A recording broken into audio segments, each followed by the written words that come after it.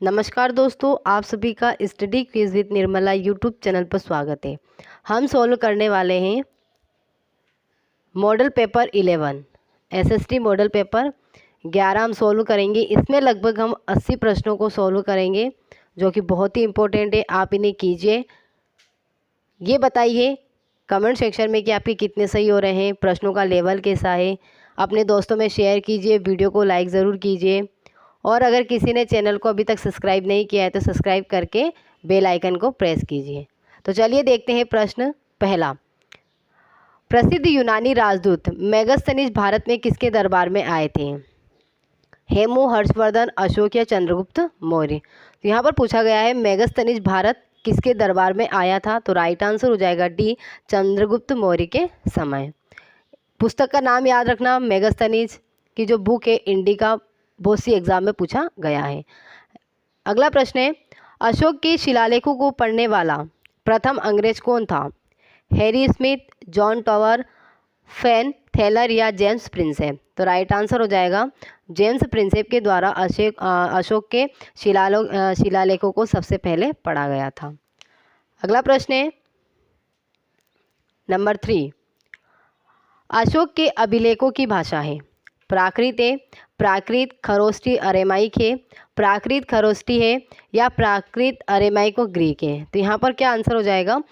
अशोक के अभिलेखों की भाषा पूछी गई है तो राइट आंसर रहेगा 4, प्राकृत अरेमाइक और ग्रीक।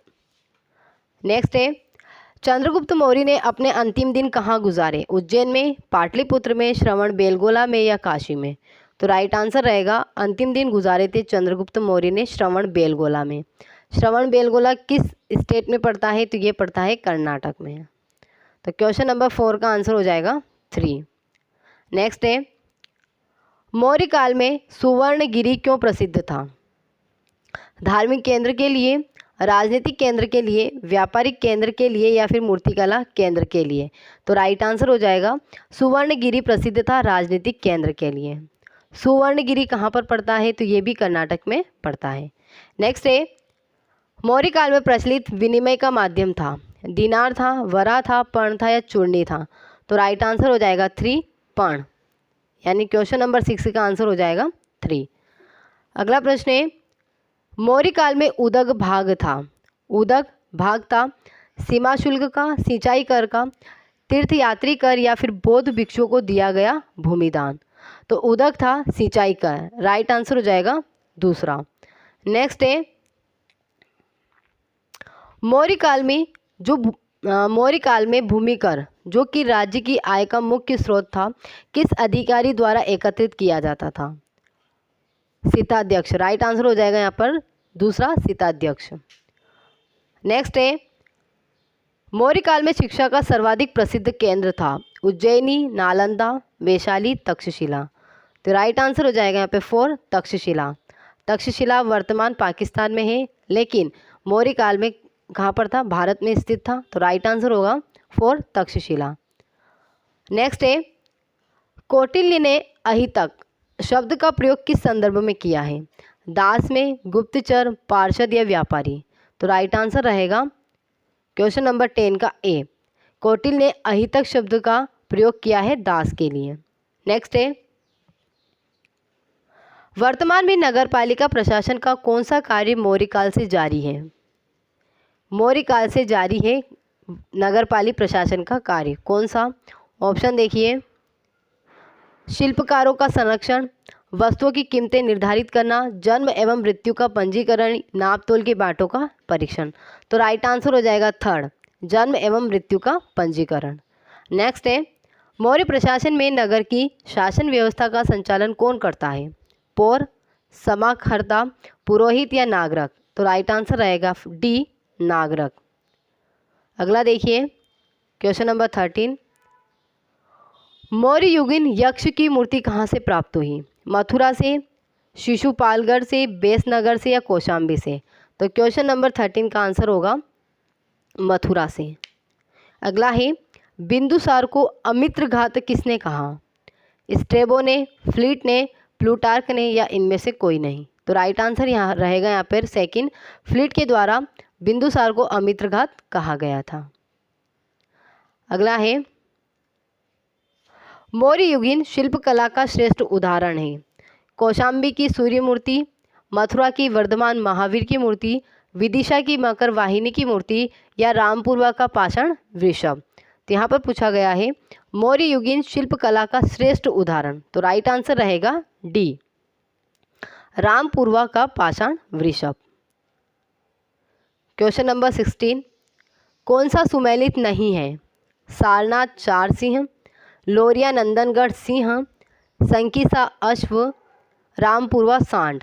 तो यहाँ पर सुमेलित नहीं है, थर्ड हो जाएगा, संकिसा अश्व नहीं। संकिसा में क्या हाथी है, तो राइट आंसर रहेगा थर्ड। नेक्स्ट है क्वेश्चन नंबर 17, किसे भारतीय नेपोलियन कहा जाता है? हर्षवर्धन को, समुद्रगुप्त को, चंद्रगुप्त मौर्य को या चंद्रगुप्त विक्रमादित्य को? तो राइट आंसर रहेगा भारतीय नेपोलियन कहलाता है समुद्रगुप्त। अगला देखिए, किसके शासनकाल को प्राचीन भारत का स्वर्णिम काल कहा जाता है?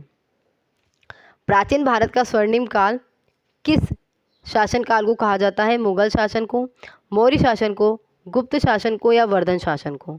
तो राइट आंसर रहेगा सी, गुप्त शासन को प्राचीन भारत का स्वर्णिम काल कहा जाता है। अगला देखिए, गुप्त काल का निम्न में से कौन सा मंदिर मध्य प्रदेश में अवस्थित नहीं है? यानी मध्य प्रदेश में स्थित नहीं है, कब का? गुप्त काल का। तिगवा का विष्णु मंदिर, नशना कुटार का पार्वती मंदिर, देवगढ़ का दशावतार मंदिर, भुमरा का शिव मंदिर। तो राइट आंसर यहाँ पे रहेगा सी, यानी कि थर्ड, देवगढ़ का दशावतार मंदिर जो है वो मध्य प्रदेश में नहीं, कहाँ पर? यूपी में स्थित है। तो राइट आंसर रहेगा तीसरा। नेक्स्ट है, ऐतिहासिक एलोरा गुफाएं किसके समीप स्थित है? औरंगाबाद, अहमदाबाद, दिल्ली या आगरा? तो राइट आंसर रहेगा औरंगाबाद। औरंगाबाद कहाँ पर? महाराष्ट्र। तो क्वेश्चन नंबर 20 का आंसर हो जाएगा ए। अगला प्रश्न है, गुप्त काल में गुजरात, बंगाल, दक्कन एवं तमिल राष्ट्र में स्थित केंद्र किससे संबंधित है? अफीम की खेती से, बहुमूल्य मणिरत्न से, हस्तशिल्प से या वस्त्र उत्पादन से? तो राइट आंसर रहेगा क्वेश्चन नंबर 21वें का, किससे संबंधित है? ये सभी वस्त्र उत्पादन से संबंधित है। अगला प्रश्न है 22, सुदर्शन झील का पुनरुद्धार किस गुप्त शासक के शासनकाल में हुआ? सुदर्शन झील का चंद्रगुप्त द्वितीय, कुमारगुप्त, स्कंदगुप्त या चंद्रगुप्त प्रथम? तो राइट आंसर यहाँ पे रहेगा तीसरा, स्कंदगुप्त ने सुदर्शन झील का पुनरुद्धार करवाया था या पुनर्निर्माण करवाया था। अब प्रश्न ये बनता है किसने पुनर्निर्माण करवाया था? तो सुदर्शन झील का निर्माण किसने किया था? तो राइट आंसर तब हो जाएगा अशोक। अशोक के द्वारा सुदर्शन झील बनवाई गई थी, लेकिन स्कंदगुप्त ने उसका पुनरुत्थान किया था, पुनर्निर्माण किया था। राइट आंसर रहेगा यहाँ पर तीसरा। अगला प्रश्न है, पाई के मान का परिकलन करने वाला प्राचीन भारतीय विद्वान कौन था? बोधायन, ज्ञानदेव, आर्यभट्ट या भास्कराचार्य? तो राइट आंसर रहेगा पाई के मान का परिकलन करने वाला प्राचीन भारतीय विद्वान है आर्यभट्ट। तीसरा यहाँ पे सही हो जाएगा। अगला देखिए, गुप्तकालीन शब्द विष्टि शब्द का अर्थ है बेगार, आंशिक रूप से मुक्त मजदूर, भुगतान मजदूर, भूमिहीन मजदूर? तो राइट आंसर रहेगा यहाँ पर विष्टि शब्द का अर्थ है बेगार। अगला देखिए, किस गुप्त शासक ने सर्वाधिक सिक्कों का प्रचलन किया? समुद्रगुप्त ने, चंद्रगुप्त प्रथम ने, द्वितीय ने या फिर कुमारगुप्त प्रथम ने? तो राइट आंसर रहेगा यहाँ पर कुमारगुप्त प्रथम के द्वारा सर्वाधिक सिक्कों का प्रचलन किया गया। अगला प्रश्न है, गुप्त काल में चीनांशुक के नाम से जाना जाता था? चीन जाने वाली व्यापारिक वस्तुएं, चीन का रेशम, चीन का बंदरगाह, चीन से आने वाली व्यापारिक वस्तुएं? तो यहाँ पर सही आंसर रहेगा चीन का रेशम, यानी चीनांशुक किसे कहते थे? चीन के रेशम को। अगला प्रश्न है, गुप्त काल में शिल्पी, उद्यमी तथा व्यापारियों के संघ को क्या कहा जाता था? श्रेणी कहते थे, निगम कहते थे, सार्थ कहते थे या फिर सभी कहते थे? तो राइट आंसर यहाँ पे रहेगा क्या कहा जाता था? तो डी, यानी कि शिल्पी, उद्यमी, व्यापारियों को श्रेणी भी कहते थे, निगम भी कहा जाता था, सार्थ भी कहा जाता था। तो राइट आंसर रहेगा डी, ये सभी। अगला प्रश्न है, सती प्रथा का प्रथम उल्लेख कहाँ से प्राप्त होता है? भीतरी स्तंभ लेख से, विल्सड स्तंभ लेख से, भीतरी गांव लेख से या एरन अभिलेख से? तो यहाँ पर राइट आंसर रहेगा 28 का, एरन अभिलेख से सती प्रथा का प्रथम उल्लेख मिलता है, यानी राइट आंसर रहेगा डी। गुप्तकालीन पुस्तक नवनीत कम का संबंध है? चिकित्सा से है, खगोल से है, गणित से है या धातु से है? तो राइट आंसर रहेगा यहाँ पर ए, चिकित्सा से संबंधित है नवनीत कम। किसकी पुस्तक है? तो ये धन्वंतरी की पुस्तक है।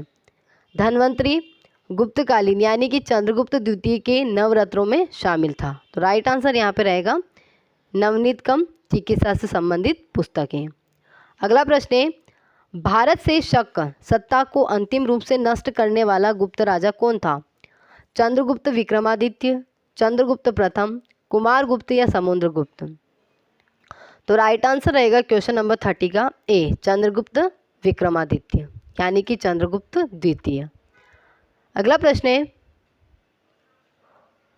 सूर्य ग्रहण होता है जब पृथ्वी सूर्य एवं चंद्रमा के बीच आती है, चंद्रमा पृथ्वी व सूर्य के बीच आता है, सूर्य पृथ्वी व चंद्रमा के बीच आता है, सूर्य चंद्रमा एवं पृथ्वी एक सीध में नहीं होते हैं।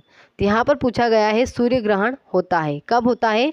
तो राइट आंसर हो जाएगा बी, चंद्रमा पृथ्वी व सूर्य के बीच आ जाता है जब सूर्य ग्रहण होता है। तो राइट आंसर रहेगा दूसरा। नेक्स्ट है, अगला देखिए, अगर सूर्य एवं पृथ्वी के बीच की दूरी 1/4 कम हो जाए तो सबसे अधिक संभावना किस बात की होगी? पृथ्वी जलकर भस्म हो जाएगी, पृथ्वी अंतरिक्ष में आएगी, पृथ्वी सूर्य में गिर जाएगी या हमारे वर्ष की अवधि कम हो जाएगी? तो राइट आंसर यहाँ पे रहेगा 4, हमारे वर्ष की अवधि कम हो जाएगी। नेक्स्ट है 33, सूर्य का प्रकाश पृथ्वी तक पहुंचने में कितना समय लेता है? 8 मिनट, 8 सेकंड, 8 मिनट 20 सेकंड या 20 सेकंड? तो राइट आंसर रहेगा यहाँ पे थर्ड, 8 मिनट 20 सेकंड।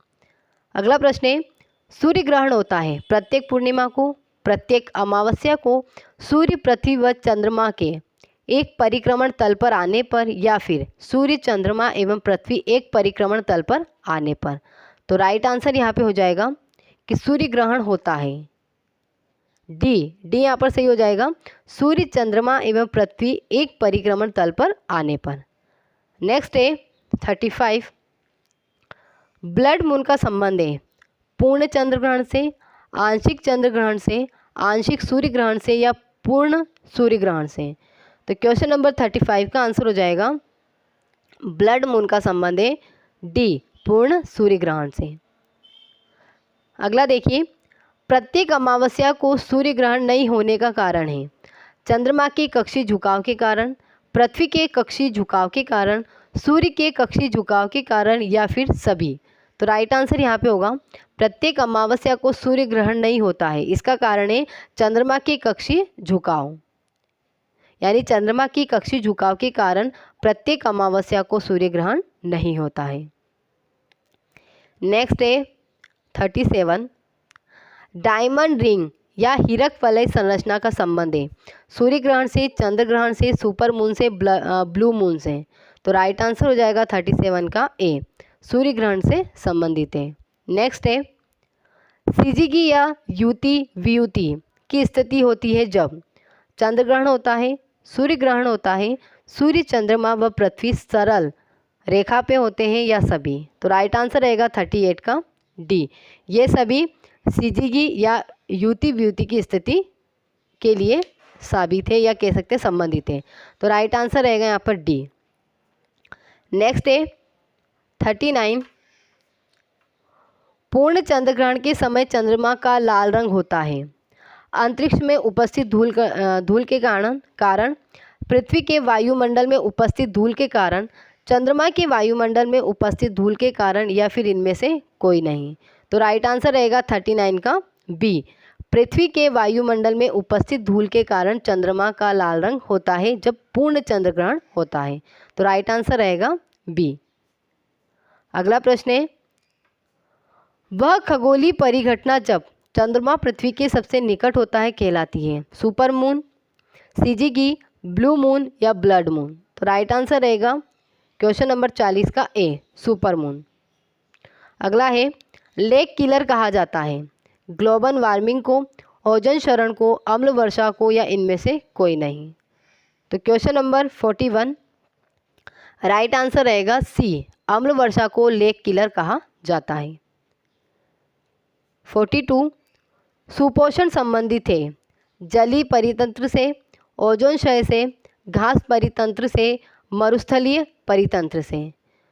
सुपोषण किससे संबंधित है ये पूछा गया है, तो राइट आंसर रहेगा ए, जलीय परितंत्र से। नेक्स्ट है, विश्व पर्यावरण दिवस कब मनाया जाता है? 27 जनवरी, 14 अप्रैल, 25 दिसंबर, 5 जून। तो राइट आंसर रहेगा यहाँ पर 4, 5 जून को विश्व पर्यावरण दिवस मनाया जाता है। 44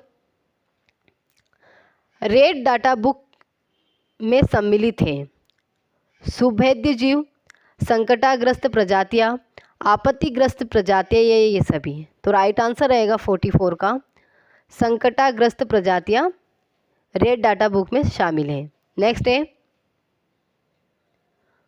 ग्लोबल वार्मिंग और जलवायु परिवर्तन की रोकथाम पर केंद्रित अंतर्राष्ट्रीय सम्मेलन दिसंबर 2009 में कहाँ पर आयोजित किया गया? लंदन में, कोपेनहेग में, पेरिस में, या नई दिल्ली में। तो यहाँ पर राइट आंसर रहेगा बी, कोपेनहेग में आयोजित हुआ था। नेक्स्ट है 46 क्योटो प्रोटोकॉल का संबंध निम्न में से किससे है? निशस्त्रीकरण, आर्थिक सहयोग, आतंकवाद को रोकना, भूमंडलीय उष्मीकरण को कम करना। तो राइट आंसर रहेगा डी, भूमंडलीय उष्मीकरण को कम करना क्योटो प्रोटोकॉल का संबंध है। अगला प्रश्न है, वर्षा के जल की कौन सी पीएच अम्लीय वर्षा का सूचक मानी जाती है? 7 से अधिक, 6.2 से 6.9, 5.6 से कम, 8.2 से अधिक। तो राइट आंसर यहाँ पे हो जाएगा सी, 5.6 से कम। अगला है, निम्न में से कौन सी गैस ओजोन क्षरण के उत्तरदायी है, यानी ओजोन क्षरण के लिए उत्तरदायी है? Chlorofluorocarbon, hydrocarbon, oxygen, ammonia. तो राइट आंसर यहाँ पे हो जाएगा ए, क्लोरोफ्लोरोकार्बन। नेक्स्ट है 49 विश्व पर्यावरण का मैग्ना कार्टा किसे कहा जाता है? पृथ्वी शिखर सम्मेलन, स्टॉकहोम घोषणा पत्र, एजेंडा 21, मनुष्य एवं जैवमंडल कार्यक्रम। तो राइट आंसर रहेगा विश्व पर्यावरण का मैग्ना कार्टा स्टॉकहोम घोषणा पत्र को कहा जाता है। अगला प्रश्न है, निम्न में से कौन सी गैस ग्रीन हाउस गैस है? Carbon monoxide, hydrogen, oxygen, carbon dioxide. तो यहाँ पर राइट आंसर रहेगा क्वेश्चन नंबर 50 का ग्रीन हाउस गैस।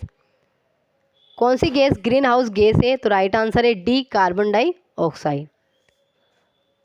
अगला प्रश्न है, निम्न में से अम्ल वर्षा के लिए उत्तरदायी गैस है? Carbon monoxide, ozone, oxygen, sulphur dioxide. तो अम्ल वर्षा के लिए उत्तरदायी गैस पूछी गई है, तो राइट आंसर है डी, सल्फर डाइऑक्साइड। नेक्स्ट है, मरु महोत्सव कहाँ मनाया जाता है? जोधपुर, उदयपुर, बीकानेर, या जैसलमेर। तो राइट आंसर रहेगा डी, जैसलमेर में मरु महोत्सव मनाते हैं। बाबू महाराज का मेला किस जिले में लगता है? धौलपुर, सवाई माधोपुर, भरतपुर, या करौली। तो राइट आंसर रहेगा 53 का ए, धौलपुर में बाबू महाराज का मेला लगता है। नेक्स्ट है, आदिवासियों का कुंभ कहा जाने वाला बेणेश्वर मेला किस जिले में लगता है? किस जिले में लगता है? बांसवाड़ा, डूंगरपुर, बारा, या झालावाड़। तो राइट आंसर हो जाएगा डूंगरपुर में आदिवासियों का मेला लगता है। नेक्स्ट है, चंद्रभागा का प्रसिद्ध मेला कहाँ लगता है? सिरोही, झालरापाटन, पुष्कर, केशोराय पाटन। तो राइट आंसर रहेगा झालरापाटन, झालावाड़ में चंद्रभागा मेला लगता है। तो यानी कि राइट आंसर है बी। नेक्स्ट है, धौलागढ़ देवी का मेला राजस्थान के किस जिले से जुड़ा हुआ है? जयपुर, अजमेर, जोधपुर, अलवर। तो राइट आंसर रहेगा क्वेश्चन नंबर 56 का डी, ये अलवर से संबंधित है। नेक्स्ट है, निम्न में से कौन सी जोड़ी सही नहीं है? मारवाड़ उत्सव जोधपुर, ऊंट महोत्सव बीकानेर, हाथी महोत्सव जयपुर, ब्रिज महोत्सव धौलपुर। तो राइट आंसर यहाँ पे डी हो जाएगा, ब्रिज महोत्सव धौलपुर नहीं, कहाँ पर? भरतपुर में लगता है। ये अभी एसआई के एग्ज़ाम में भी आया था। तो राइट आंसर रहेगा डी। कजली तीज, जिसे बड़ी तीज, बूढ़ी तीज या सातुड़ी तीज भी कहा जाता है, कब मनाई जाती है? भाद्र कृष्णा तृतीया को, चैत्र कृष्णा तृतीया को, श्रावण शुक्ला तृतीया को, श्रावण कृष्णा तृतीया को। तो ये मनाई जाती है भाद्र कृष्णा तृतीया को। नेक्स्ट है, झींगा गणगौर किस शहर की प्रसिद्ध है? कोटा की, उदयपुर की, झालावाड़ की, अजमेर की। तो राइट आंसर होगा बी, उदयपुर की झींगा गणगौर प्रसिद्ध है। अगर दोस्तों आपको लगता है कि वाकई क्वेश्चन हेल्पफुल है तो वीडियो लाइक ज़रूर करें, अपने दोस्तों में शेयर करें, एंड तक देखिए और बताइए आपके कितने सही हो रहे हैं। अगर किसी ने अभी तक चैनल सब्सक्राइब नहीं किया है तो सब्सक्राइब कीजिए और बेल आइकन को प्रेस कीजिए। अगला प्रश्न है, अजमेर ज़िले का कौन सा स्थान कोडामार होली हेतु प्रसिद्ध है? यानी कि कोडामार होली कहाँ की प्रसिद्ध है? तो राइट आंसर रहेगा बी, भिनाय। और भिनाय कहाँ पर है? अजमेर में। नेक्स्ट है, सुगंध दशमी पर्व है किस धर्म का है? जसनातियों का है, जैनियों का है, विष्णुइयों का है या वैष्णवों का है? तो राइट आंसर रहेगा बी, जैनियों का। नेक्स्ट, मुसलमानों की किस त्यौहार के दिन ताजिए निकाले जाते हैं? 12 वफात, शबे बारात, ईद उल जुहा या मुहर्रम? तो राइट आंसर रहेगा फॉर मुहर्रम। ब्लू पॉटरी की प्रसिद्ध कला इससे पूर्व किस नाम से जानी जाती थी? मृण्मय, नीलगिरी, कामचीनी या जामदानी? तो राइट आंसर रहेगा तीसरा, कामचीनी। यानी 63 का आंसर हो जाएगा सी, कामचीनी के नाम से ब्लू पॉटरी को जाना जाता था। 64, निम्न में से राजस्थान का कौन सा स्थान ब्लैक पॉटरी के लिए प्रसिद्ध है? यानी ब्लैक पॉटरी के लिए कौन सा स्थान या कौन सा जिला प्रसिद्ध है? तो देखिए यहाँ पर ऑप्शन, सवाई माधोपुर, उदयपुर, बांसवाड़ा या चित्तौड़? तो राइट आंसर यहाँ पे हो जाएगा सवाई माधोपुर। सवाई माधोपुर ऑप्शन में है, लेकिन कोटा की भी ब्लैक पॉटरी प्रसिद्ध है। तो यहाँ पर राइट आंसर रहेगा ए, सवाई माधोपुर। अगला प्रश्न है 65, कुदरत सिंह को राजस्थान की किस हस्तकला में योगदान के लिए पद्मश्री पुरस्कार से सम्मानित किया गया? मीनाकारी, ब्लू पॉटरी, कपड़े की छपाई, पीतल पर मुरादाबादी काम? तो राइट आंसर रहेगा यहाँ पर ए, मीनाकारी। नेक्स्ट है, मीनाकारी की कला राजस्थान में सर्वप्रथम किसके द्वारा लाई गई? जय सिंह द्वितीय, गज सिंह, जसवंत सिंह या मानसिंह प्रथम? तो राइट आंसर रहेगा फोर, मानसिंह प्रथम के द्वारा मीनाकारी कला को राजस्थान में लाया गया। 67, जिरोही भाखला गंधहा किस उद्योग के नाम है? पैचवर्क, मीनाकारी, ब्लू पॉटरी या जटपट्टी? तो राइट आंसर रहेगा यहाँ पर फोर, जटपट्टी के नाम है। 68, भरत सूप हुरम जी आरी किससे संबंधित है? कढ़ाई व पेचवर्क से, ब्लू पॉटरी से, पीतल नक्काशी से या गलीचा दरी से? तो यहाँ पर राइट आंसर रहेगा ए, कढ़ाई व पेचवर्क से संबंधित है भरत, सूप, हुरम जी और आरी। 69 देखिए, राजस्थान में लेटा, मांगरोल, राजस्थान में लेटा, मांगरोल व सालावास जाने जाते हैं लकड़ी के खिलौनों के लिए, कपड़े के मंदों की बुनाई के लिए, कपड़े की मंदों की छपाई के लिए, महिलाओं की चमड़े की जूती निर्माण के लिए। तो यहाँ पर पूछा गया लेटा, मांगरोल और सालावास क्यों जाने जाते हैं? तो राइट आंसर रहेगा बी, कपड़े की मंदों की बुनाई के लिए। नेक्स्ट है, प्रसिद्ध थेवा कला का संबंध है किससे है? जयपुर से है, बाड़मेर, बीकानेर, प्रतापगढ़? तो राइट आंसर रहेगा थेवा कला प्रसिद्ध है प्रतापगढ़ की। नेक्स्ट है, भारतीय संविधान के किस अनुच्छेद द्वारा अस्पृश्यता का उन्मूलन किया गया? अनुच्छेद 14, 21, 17 या 19? तो राइट आंसर रहेगा यहाँ पर सी, अनुच्छेद 17। नेक्स्ट है, भारतीय संविधान के किस अनुच्छेद के अंतर्गत पुलिस द्वारा गिरफ्तार अभियुक्त को 24 घंटे के भीतर निकटतम मजिस्ट्रेट के सम्मुख प्रस्तुत करना होता है? किस अनुच्छेद के अंतर्गत कहा गया है? अनुच्छेद 14, 22, 23 या 26? तो राइट आंसर हो जाएगा यहाँ पर बी, अनुच्छेद 22। नेक्स्ट है 73, डॉक्टर भीमराव अंबेडकर ने निम्न मौलिक अधिकारों में से किसे संविधान का हृदय एवं आत्मा कहा है? समानता का अधिकार, स्वतंत्रता का अधिकार, धार्मिक स्वतंत्रता का अधिकार या फिर संवैधानिक उपचारों का अधिकार। तो राइट आंसर रहेगा 4 संवैधानिक उपचारों का अधिकार। यानी अनुच्छेद 32 को डॉक्टर भीमराव अंबेडकर ने संविधान का हृदय एवं आत्मा कहा है। तो राइट आंसर यहाँ पे हो जाएगा 4। 74 भारतीय संविधान के किस अनुच्छेद द्वारा मौलिक अधिकारों की रक्षा की जाती है? तो जस्ट अभी ऊपर यही ऑप्शन था, तो राइट आंसर रहेगा फर्स्ट अनुच्छेद 32। अगला प्रश्न है किस संविधान संशोधन के द्वारा संपत्ति के मूल अधिकार को समाप्त किया गया? तो राइट आंसर रहेगा यहाँ पर 4 44वां संविधान संशोधन। कब हुआ था? 1978 में। इसके तहत संपत्ति के मूल अधिकार को समाप्त करके कानूनी अधिकार बनाया गया। तो राइट आंसर यहाँ पे हो जाएगा 4। नेक्स्ट है भारतीय संविधान में 44वें संशोधन के बाद मूल अधिकारों की संख्या है, तो कितनी हो जाएगी? 6। संपत्ति के अधिकार को जब हटाया नहीं गया था तो मूल अधिकार कितने थे? 7। हटाने के बाद कितने हैं? 6। तो राइट आंसर रहेगा बी। 77 किस वाद ने संसद को मौलिक अधिकारों में संशोधन का अधिकार दिया? केशवानंद भारतीवाद, राजनारायण बनाम इंदिरा गांधी वाद, गोलकनाथ वाद या सज्जन सिंह वाद? तो राइट आंसर हो जाएगा फर्स्ट केशवानंद भारतीवाद।